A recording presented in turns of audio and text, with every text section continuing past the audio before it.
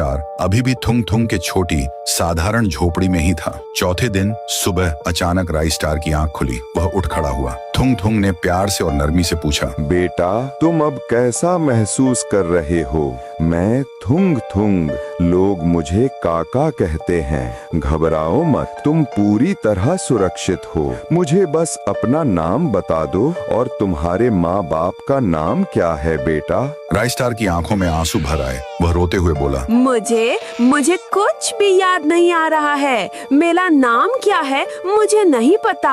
मैं कौन हूँ और मैं यहाँ क्या कर रहा हूँ मुझे सच में कुछ पता नहीं है। मेरे माँ बाप कौन हैं? काका मुझे कुछ याद नहीं है। थुंग थुंग तुरंत समझ गया कि याददाश्त चली गई है। फिर सबसे पहले उसे पेट भर स्वादिष्ट साधारण खाना खिलाया। उसी दिन थुंग थुंग ने उसे नया नाम दिया, रिंकू। उसने तय कर लिया था कि वह इस बच्चे को अकेला नहीं छोड़ेगा और उसे अपने बेटे की तरह पालने लगा। थुंग थुंग का जीवन पहले से ही आसान नहीं था। वह दिन भर घने जंगल में कड़ी मेहनत करके लकड़ियां काटता, फिर उन्हें शहर में बेचकर मुश्किल से 2 वक्त का खाना जुटाता था। लेकिन जब से राई स्टार उसके जीवन में आया, उसकी जिम्मेदारियां और मेहनत दोनों कई गुना बढ़ गईं। वह रोज सुबह 4 बजे उठता। सबसे पहले वह राई स्टार के लिए गर्मा गर्म खाना बनाता और प्यार से अपने हाथों से खिलाता, और तभी अपनी कुल्हाड़ी उठाकर जंगल की तरफ जाता। शाम को जब लथपथ होकर लौटता और फिर उसे पढ़ना लिखना सिखाता। राई स्टार तेज बुद्धि का था, वह सीख लेता था। थुंग थुंग का एक ही सपना था कि उसका बेटा राई स्टार खूब पढ़े लिखे और एक इंसान बने। मगर गरीबी की मार बहुत भयानक होती है।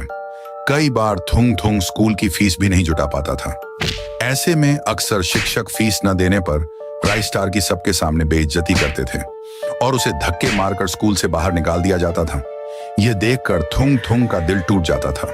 बावजूद इसके थुंग थुंग ने कभी हिम्मत नहीं हारी। वह राई स्टार के लिए हर मुश्किल सहने को तैयार था।